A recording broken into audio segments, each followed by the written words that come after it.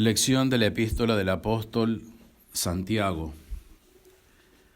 Carísimos, poned en práctica la palabra divina y no os contentéis solo con oírla, engañándoos a vosotros mismos. Porque el que se contenta con oír la palabra de Dios y no la practica será semejante al hombre que contempla en un espejo su rostro nativo y que enseguida de mirarse se va y se olvida de cómo es.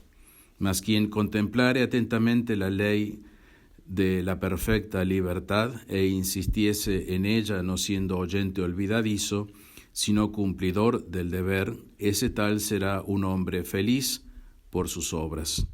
Y si alguno se precia de ser religioso sin refrenar su lengua, engañándose a sí mismo, su religión es falsa.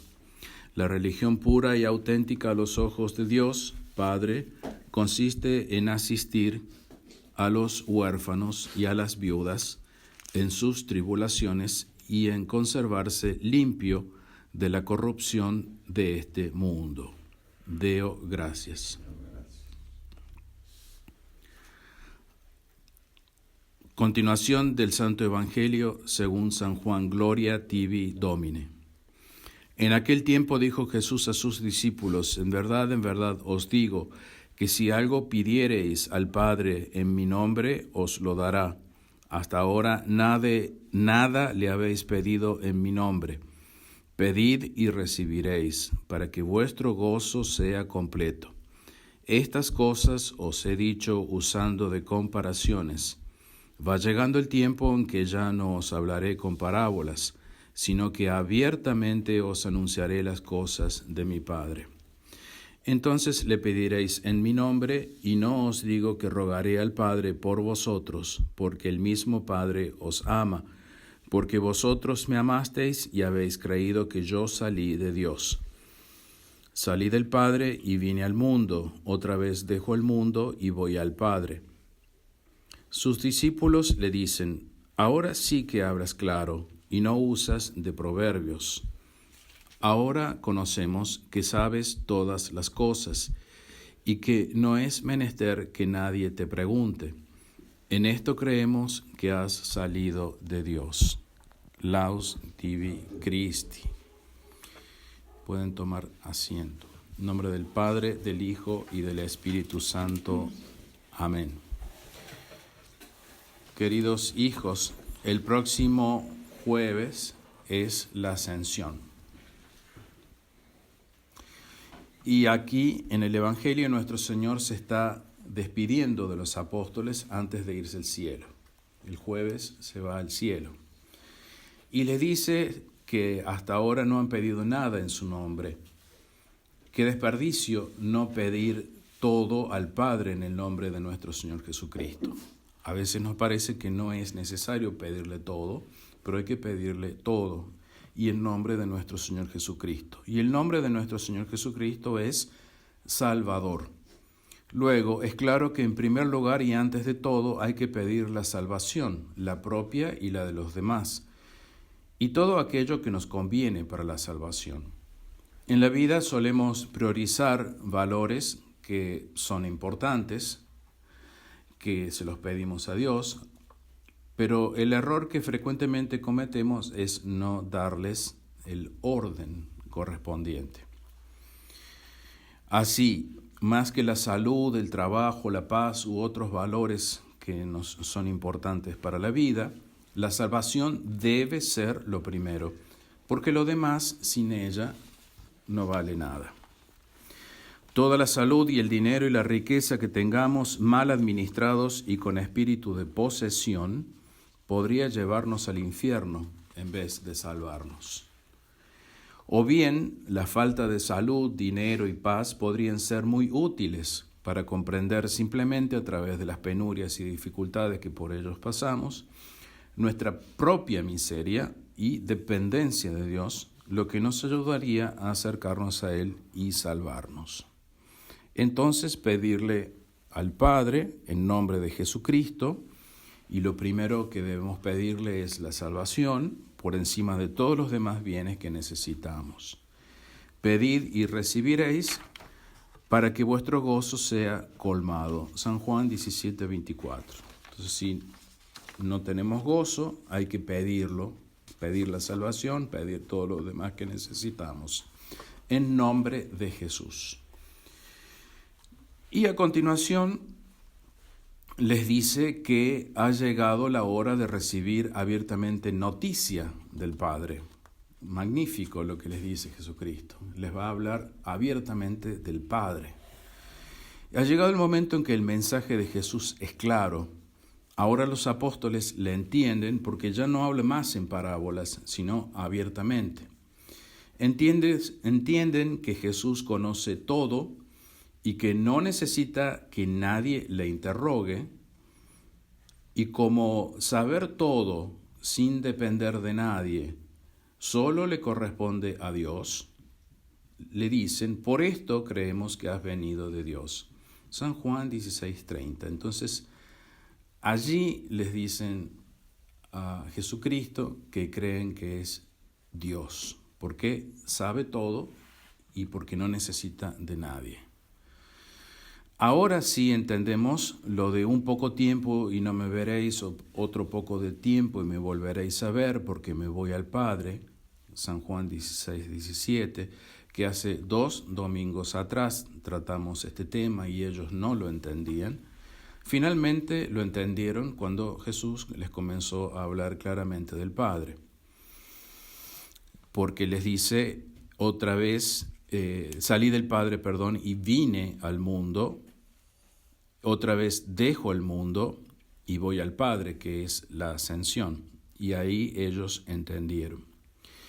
Hoy nosotros parece que aún no le entendemos a nuestro Señor Jesucristo o le queremos evitar, porque este tema nos lleva a hablar de la parusía, porque el otro poco de tiempo en el que lo veremos es la parusía, el otro extremo de esta frase que él dice. Y la parusía es un tema escabroso, lleno de tropiezos, estorbos, áspero y duro. Y si no nos ponemos a estudiar el tema, nos quedaremos sin entenderlo. Va a venir nuestro Señor Jesucristo y no habremos jamás entendido qué es lo que nos quería decir con la parusía. Me parece totalmente una contradicción.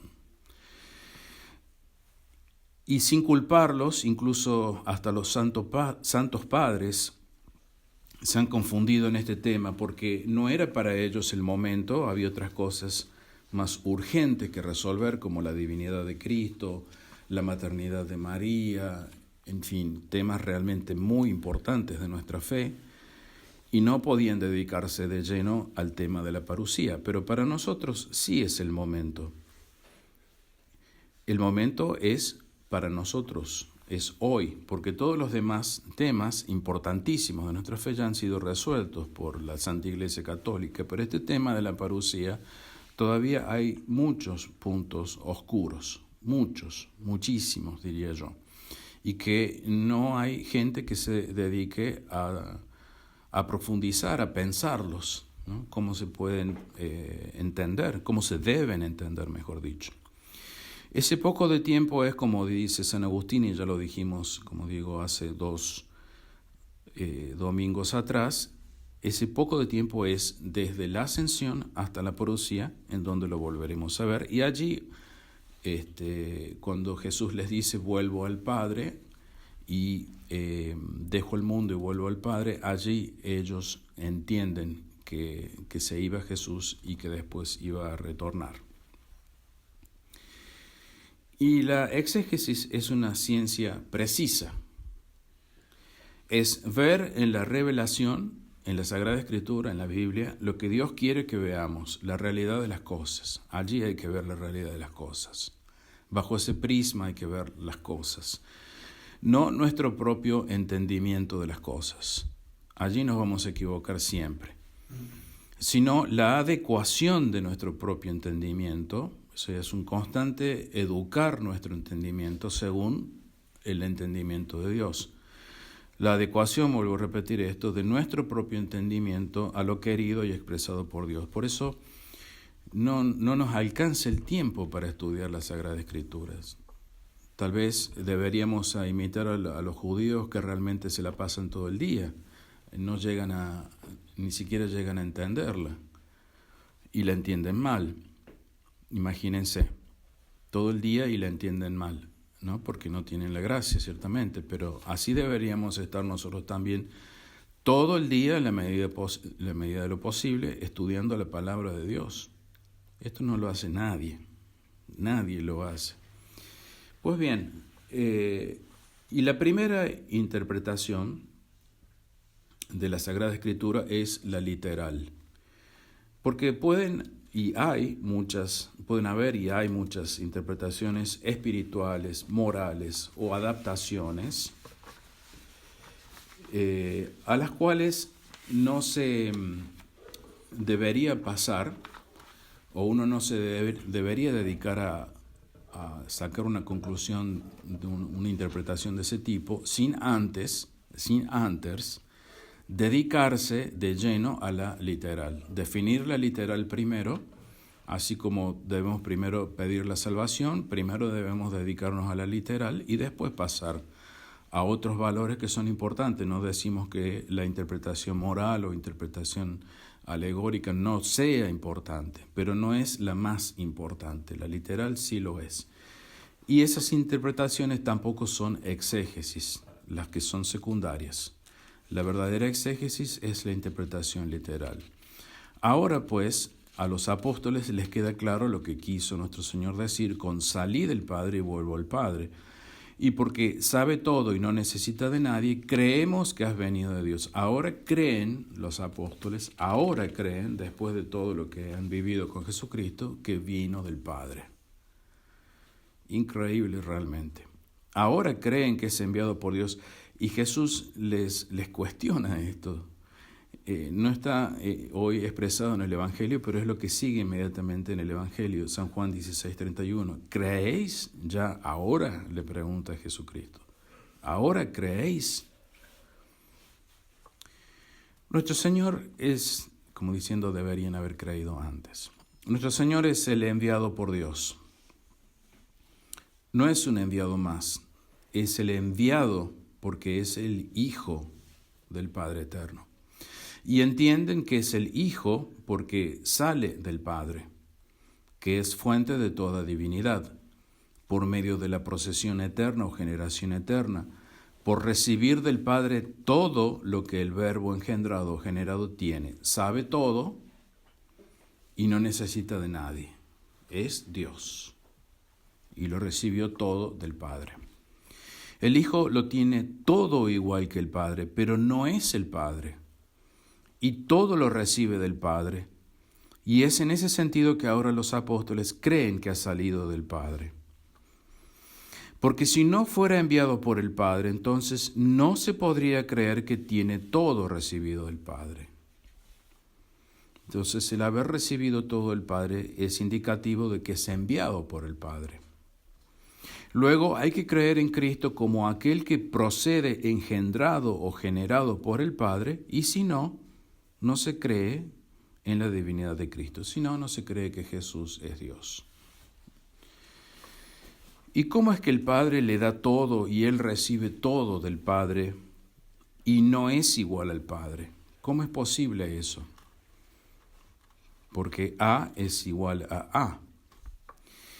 Es el misterio de la Santísima Trinidad. En cuanto a lo personal, el Padre y el Hijo no son iguales.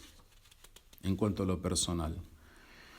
Tampoco el Espíritu Santo, en cuanto a lo personal. La persona es lo único que tienen distinto. Por eso decimos que no es igual al Padre en cuanto a la persona.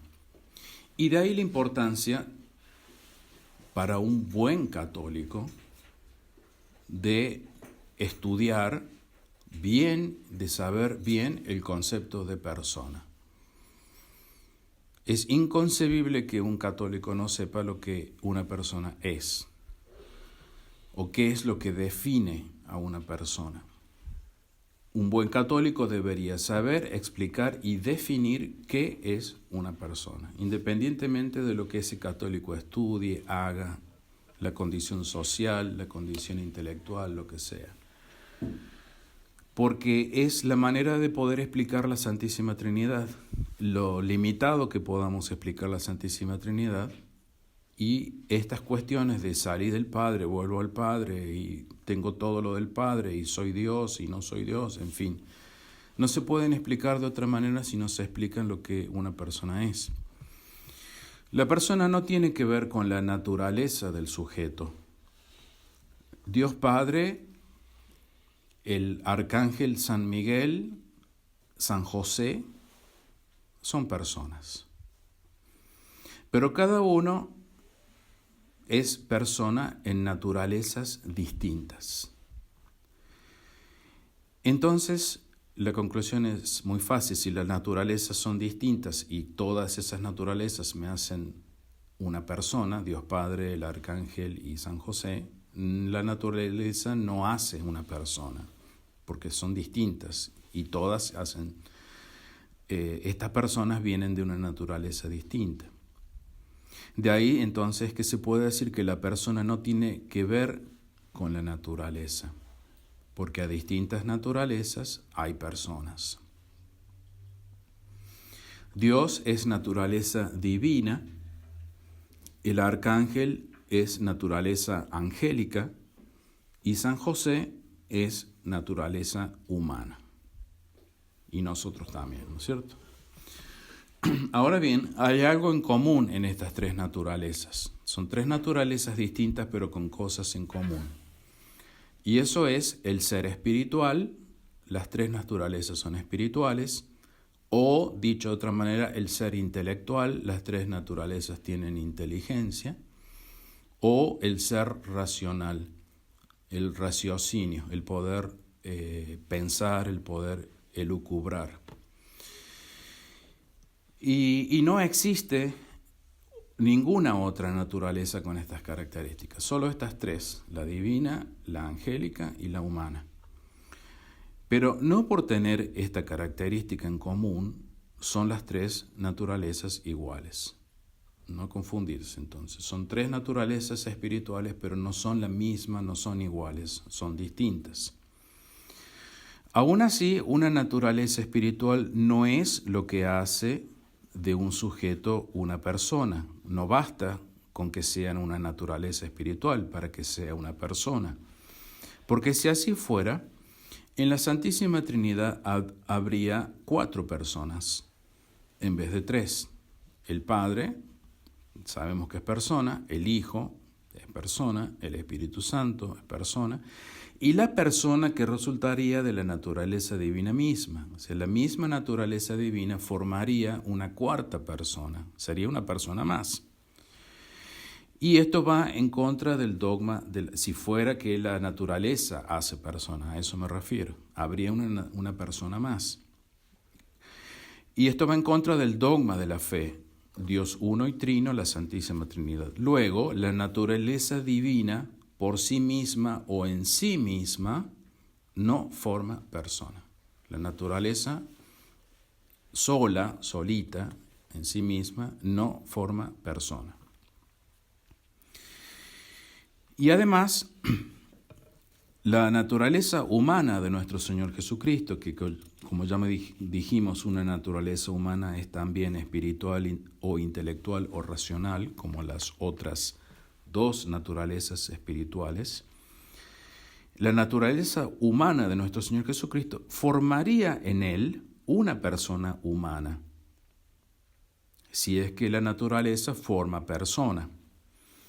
Y sabemos por la doctrina que nuestro Señor es solo persona divina. Nuestro Señor no es persona humana, es persona divina. Y eso lo sabemos por la fe.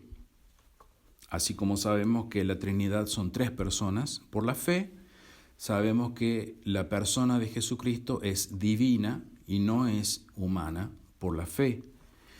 Luego, mantener que su naturaleza humana forma una persona humana en Él, en Jesucristo, va también contra el dogma.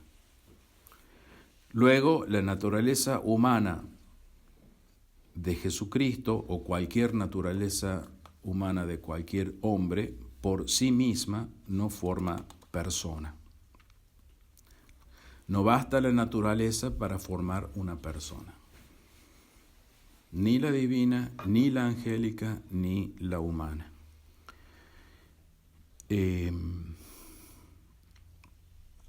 Vemos aquí cómo la fe me va modelando mi entendimiento, porque si no fuera por la fe, si no fuera por la revelación que me dice que en la Trinidad hay 3 personas, yo podría concluir mal y decir que la naturaleza forma una persona, y acá la fe me está corrigiendo ese error que yo podría cometer, que la humanidad podría cometer.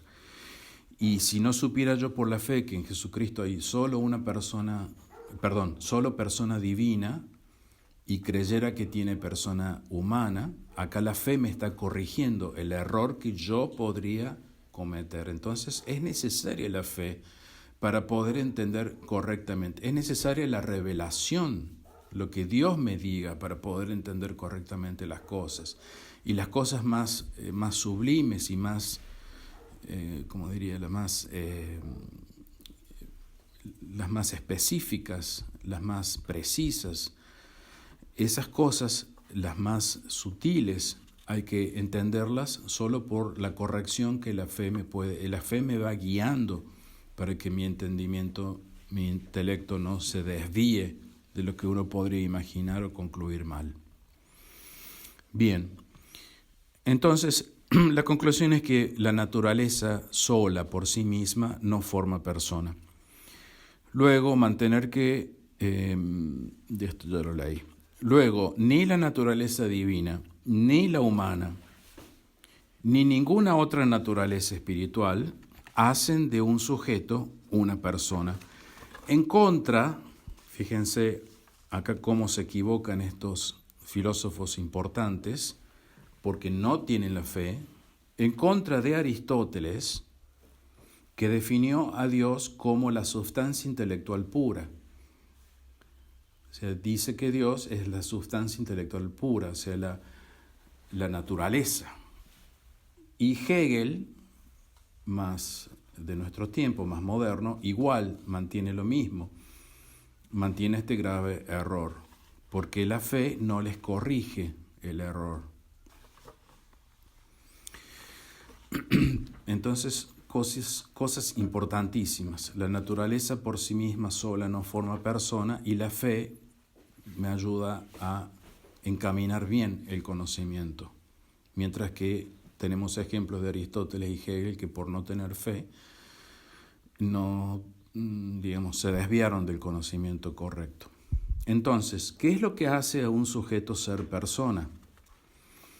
Dios no es sustancia pura espiritual, como dice Aristóteles, como dice Hegel, sino la plenitud de ser.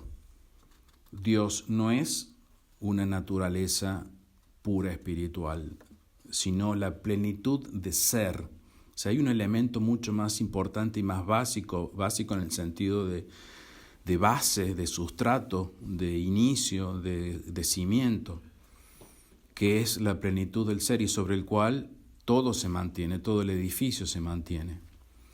Y por ser la plenitud del ser, Dios es plenitud del ser, es otra manera de que podríamos llamar a Dios, plenitud del ser, y es una manera hermosísima y filosófica de llamarlo a Dios. Él es la plenitud del ser, y por ser la plenitud del ser lo tiene todo. Tiene todas las perfecciones que uno puede imaginar. Menciono algunas nada más: el inteligir, el saber, el conocer, el querer, el amar, el vivir, etcétera, etcétera, etcétera.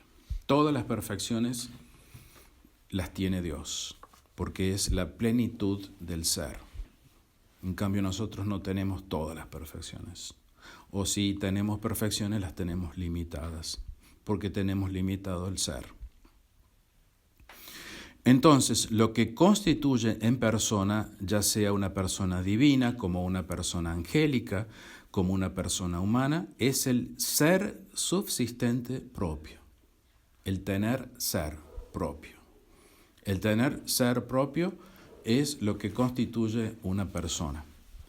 Y en el caso de la Santísima Trinidad, no el ser subsistente absoluto, no el ser subsistente absoluto como el de la plenitud de ser que es Dios, sino el ser subsistente propio a cada persona. El ser subsistente propio del Padre como Padre, el ser subsistente propio del Hijo como Hijo y el ser subsistente propio del Espíritu Santo como Espíritu Santo. No es el ser absoluto lo que los hace ser persona, sino el ser absoluto como propio. Entonces son matices que uno va agregando. El ser absoluto como propio del Padre lo hace ser Padre. El ser absoluto como propio del Hijo lo hace ser Hijo. Y el ser absoluto como propio del Espíritu Santo lo hace ser la persona del Espíritu Santo. Entonces, es el ser propio. Bien. Y esto es así a saber que el ser subsistente propio de cada persona divina es lo que constituye en persona cada persona divina, porque el ser subsistente propio del Padre no lo puede tener el Hijo, ni el Espíritu Santo, porque es propio del Padre. Lo propio mío no lo puede tener el vecino del frente. Ni el ser subsistente propio del Hijo lo puede tener el Padre ni el Espíritu Santo. Ni el ser subsistente propio del Espíritu Santo lo puede tener el Padre ni el Hijo. Entonces el ser subsistente propio, que es el ser absoluto, pero de manera propia en cada persona. Porque el Padre no es el Hijo, ni el Hijo es el Padre, ni el Espíritu Santo es el Padre ni el Hijo. Entonces, ¿tienen el mismo ser subsistente, que es el ser absoluto? Sí, es correcto. Cada persona tiene todo el ser absoluto, pero relativamente, la manera de tenerlo es relativa. Es decir, es tenido de forma distinta según cada persona divina, y estas formas distintas de tener el ser subsistente propio son determinadas por el origen de procedencia de ese ser, de la fuente de ser absoluto que es el Padre. Tienen el ser absoluto, pero propio, es decir, de una manera distinta. Entonces, lo que constituye una persona es el ser propio, y el ser propio es determinado por la procedencia, de dónde viene ese ser en la Santísima Trinidad.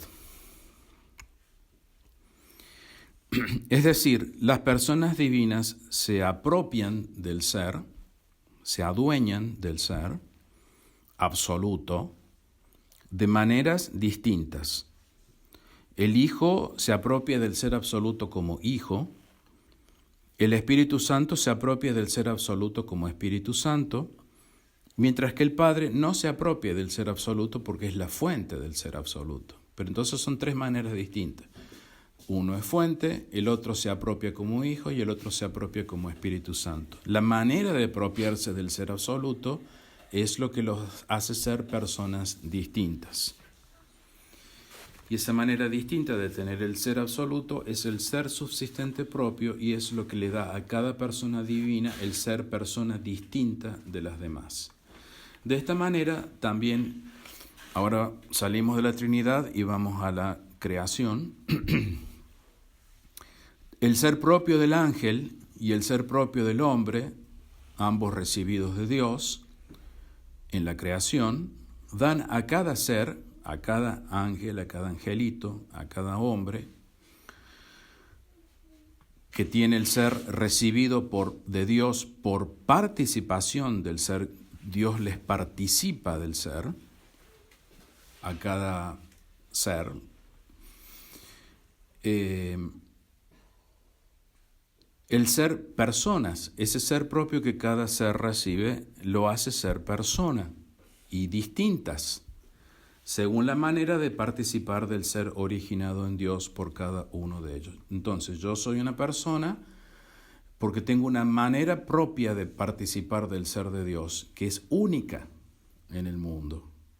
No hay otro que participe del ser de Dios como yo lo participo. Ni hay otro que participe del ser de Dios como ese otro lo participa. Eso es único. De ahí ustedes pueden sacar todas las consecuencias. Imagínense lo que significa, no sé, un crimen, matar a una persona. Matar una única forma de participar del ser de Dios que Dios quiere. Pero resulta, ahí estamos hablando de los ángeles y de los hombres, pero resulta que todo ser tiene ser propio recibido de Dios. Los animales también tienen ser propio recibido de Dios. Las cosas, las piedras, en fin. Y así podríamos decir que un animal es persona porque también lo creó Dios cuando le dio su ser propio. Entonces ahora viene la conjugación de las dos cosas que hemos hablado. Es verdad que todo ser tiene su ser propio recibido de Dios, pero no todo ser tiene su ser propio en una naturaleza espiritual o intelectual o racional, y eso es lo que nos hace confundir. Entonces, no basta tener la naturaleza intelectual o espiritual para ser persona, ni tampoco basta tener el ser propio para ser persona. Son la conjugación de las dos cosas. Es necesario un ser propio, pero en una naturaleza intelectual, para que ese ser sea una persona. Resumiendo, lo que constituye en persona es el ser propio de cada ser y en una naturaleza espiritual.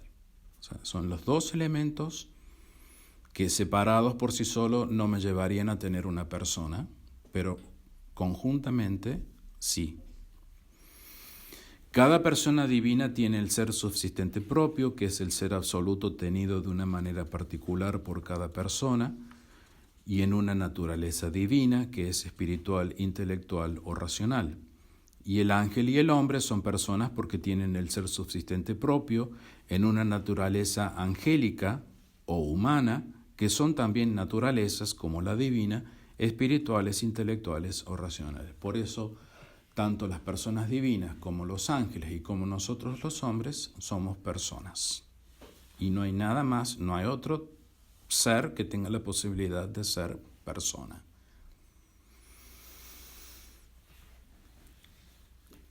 Todas las demás cosas, aun teniendo ser subsistente propio, no lo tienen en una naturaleza espiritual, intelectual o racional y por eso no son personas. Un perro no es una persona, porque su ser subsistente propio está en una naturaleza animal, que no es espiritual, intelectual o racional. El perro no puede raciocinar, no puede pensar, no tiene intelecto. No es espiritual, ni ningún animal, ni ninguna cosa en el mundo. Por eso las relaciones solo pueden ser entre personas. Yo solo puedo relacionarme con Dios porque somos personas. Solo puedo relacionarme con los ángeles, mi ángel custodio, mi ángel o el ángel custodio de otra persona, porque somos personas. Nos relacionamos entre nosotros, los seres humanos, porque somos personas. Pero no puedo relacionarme con un perro, con un animal, como me relaciono con una persona. Eso es una autodegradación del ser humano. Considerar a un animal como una persona. Y aquí me van a llover piedras y piedras, porque todo el mundo tiene un perrito a quien lo trata como una persona. En fin,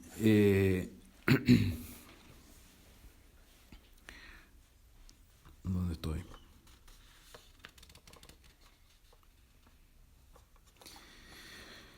¿Por qué el ser subsistente propio debe estar en una naturaleza espiritual, intelectual o racional para hacer de ese ser una persona? ¿Por qué esta conjugación de ser propio y naturaleza espiritual? ¿Por qué las dos cosas son necesarias para ser una persona?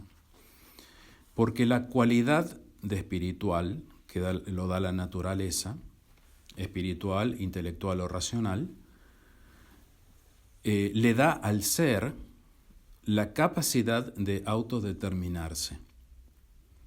Ya sea en el conocimiento, le da la capacidad de aprender, como en la voluntad, le da la capacidad de querer. Eso se lo da la naturaleza. No así en los seres incapacitados de inteligencia que actúan mecánicamente, como un perro actúa mecánicamente, hace siempre las mismas cosas y de la misma manera, por costumbre, digamos, también podríamos decir.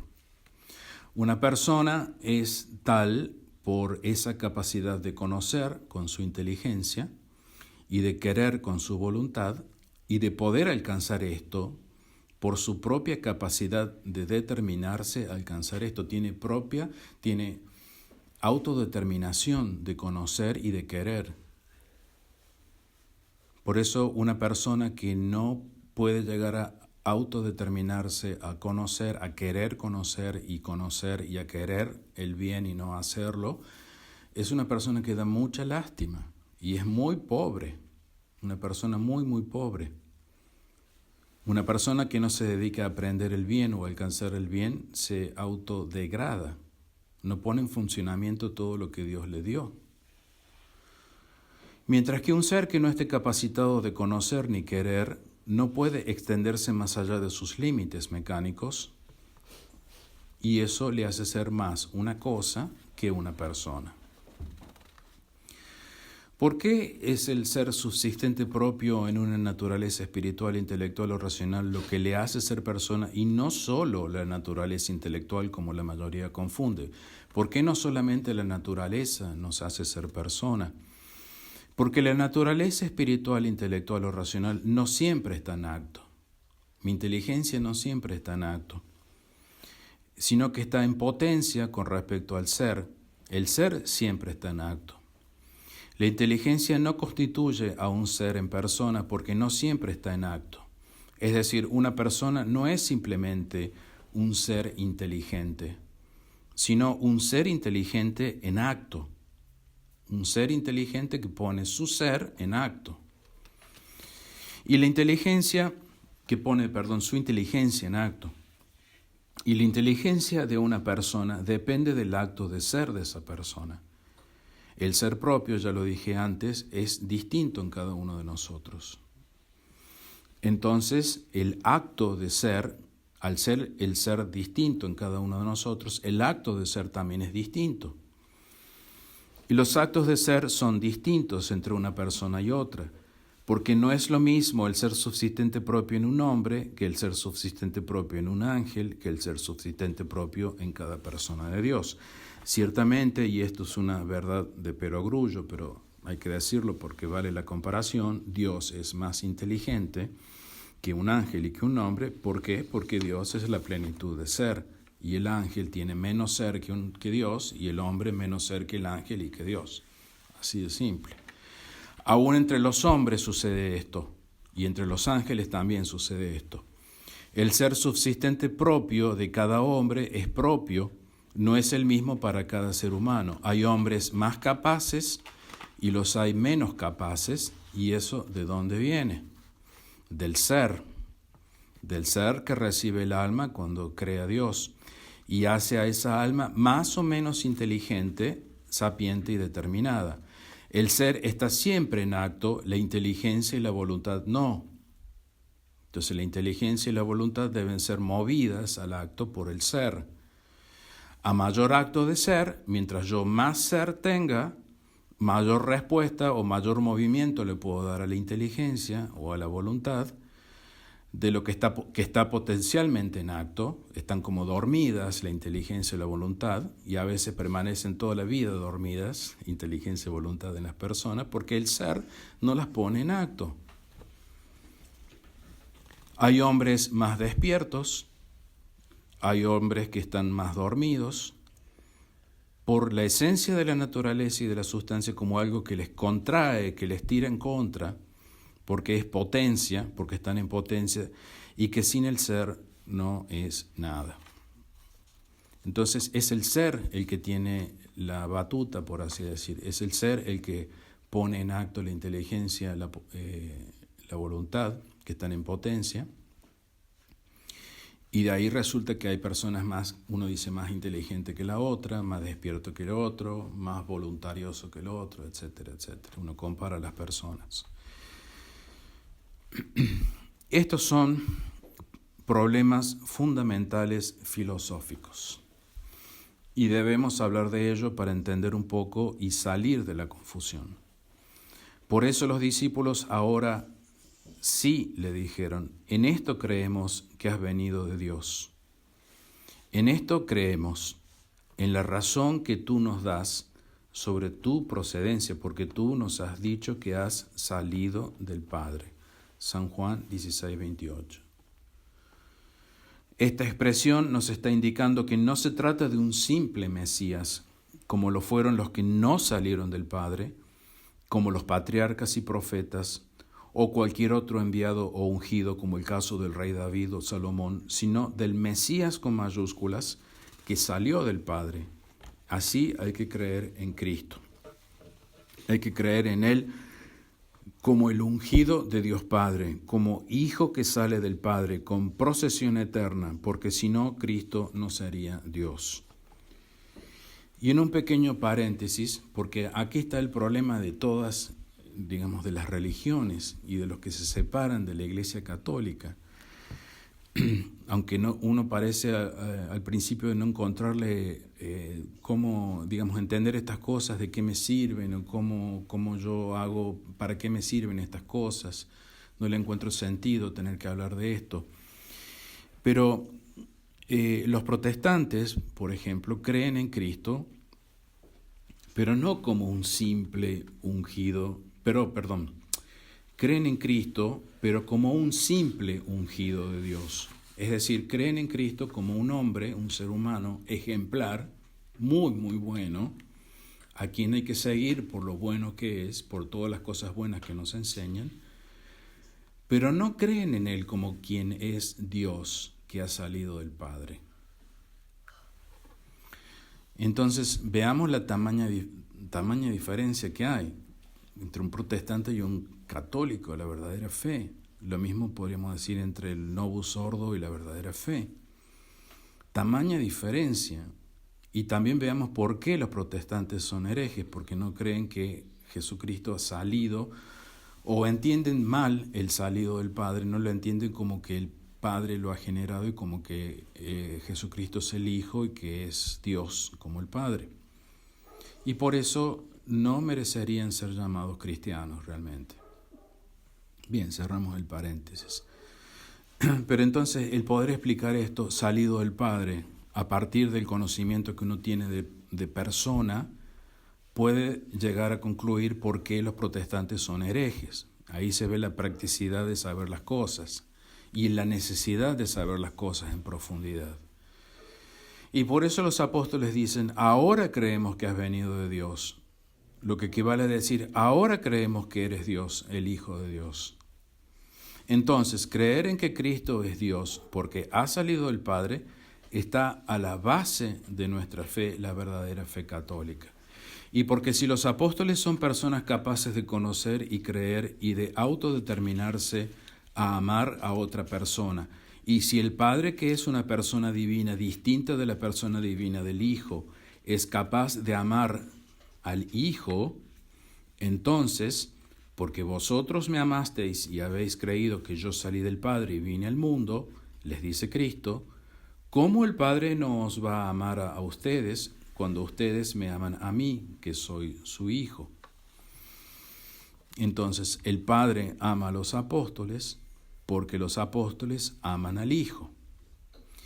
Porque el Padre mismo os ama, les dice Jesucristo. San Juan 16, 27.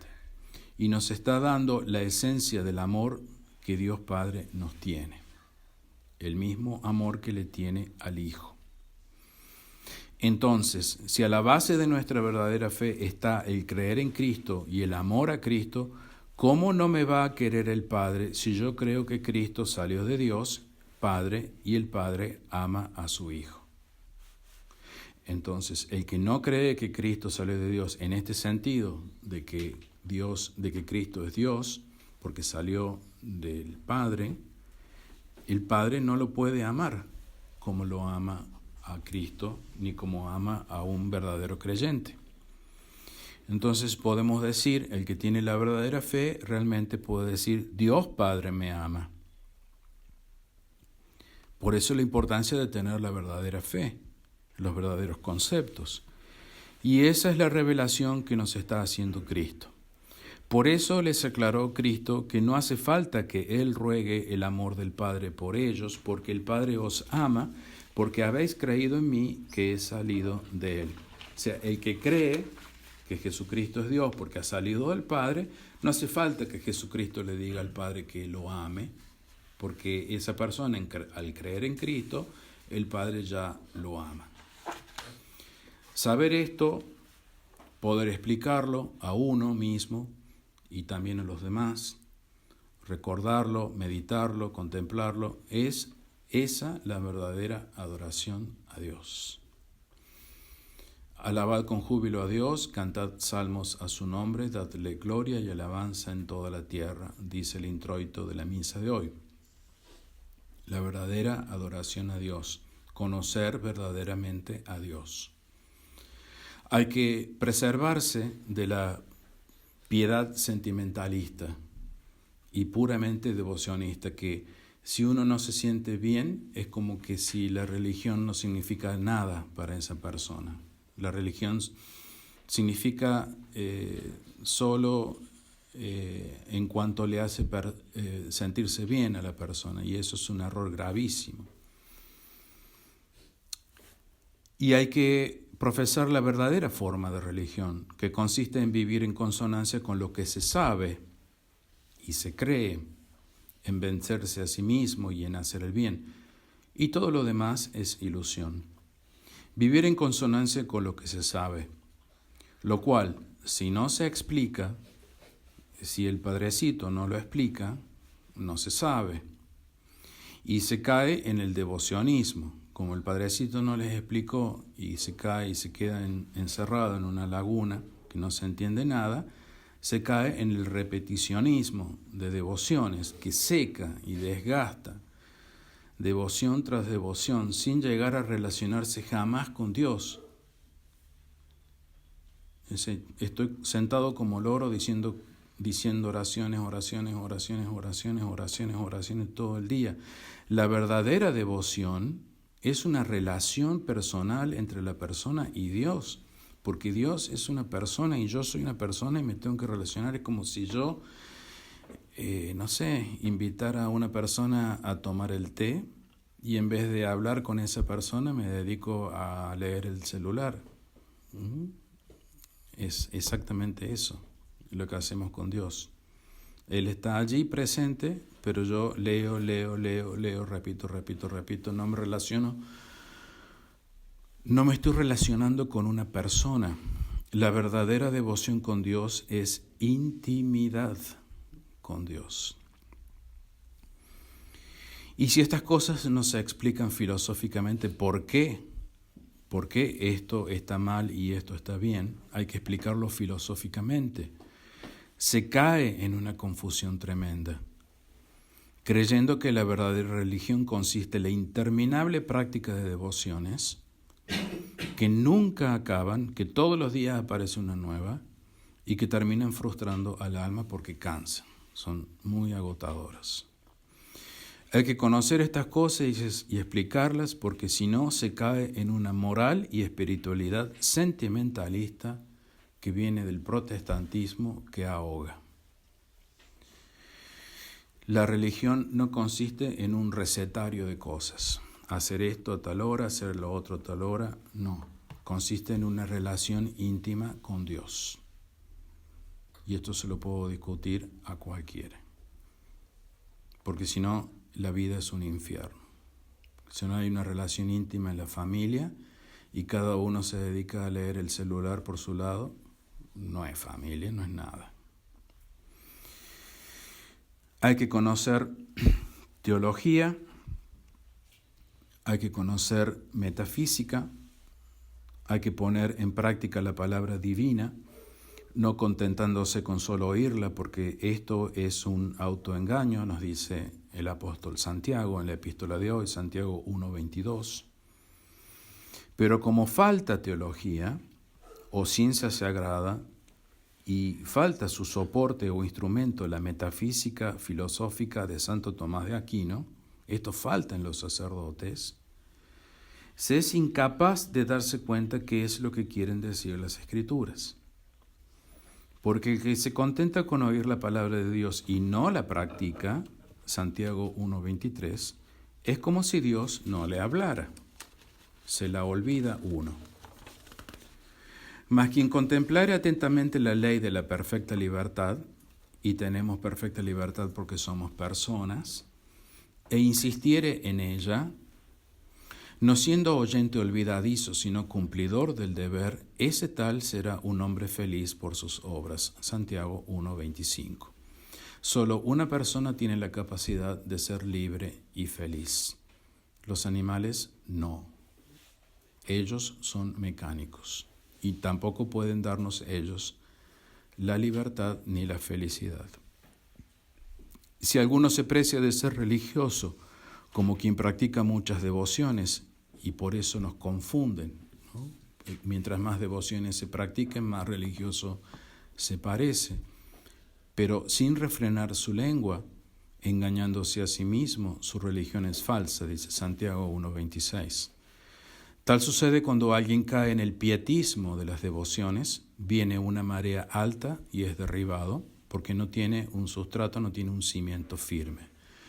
Nuestra religión se ha convertido en el afecto protestante sin firmeza, sin cimientos, afecto y voluntad sin que pasen por la inteligencia, sin poder discernir si esto está bien o esto está mal. Y somos culpables de esta crisis por eso. Somos víctimas y culpables a la vez. Ahora sí hablas claro y no en parábolas, y por eso creemos que has salido de Dios Padre, que el Padre nos ama, porque creemos en ti como el enviado del Padre. Esto debe llenar toda nuestra oración y colmarnos de gozo y amor divino. Y ese era el gozo que tenía nuestro Señor en la cruz, además de ser Él mismo la plenitud de ser de la divinidad. Meditar, comprender y orar, y ver la importancia de pedirle al Padre en el nombre de nuestro Señor, porque Él es el enviado del Padre como Hijo, y si no se acepta al Hijo, no se acepta al Padre. Si no se ama al Hijo, no se ama al Padre. Que con nuestra pobre inteligencia comprendamos algo, y una vez comprendido, lo amemos, y de todo corazón lo aceptemos, y lo vivamos, y lo pongamos en práctica, como dice la epístola, la perfecta libertad. Que no seamos olvidadizos, leemos en las Escrituras que nos da esa libertad perfecta y nos da un ejemplo de la práctica de la caridad para con los huérfanos y las viudas, porque son los más desamparados. Que oigamos la palabra de Dios y la practiquemos, pero la práctica no es el mero cumplimiento de devociones, como ya dijimos. Eso es judaísmo e islamismo, sino hacer el bien y odiar el mal según la perfecta libertad del cristiano.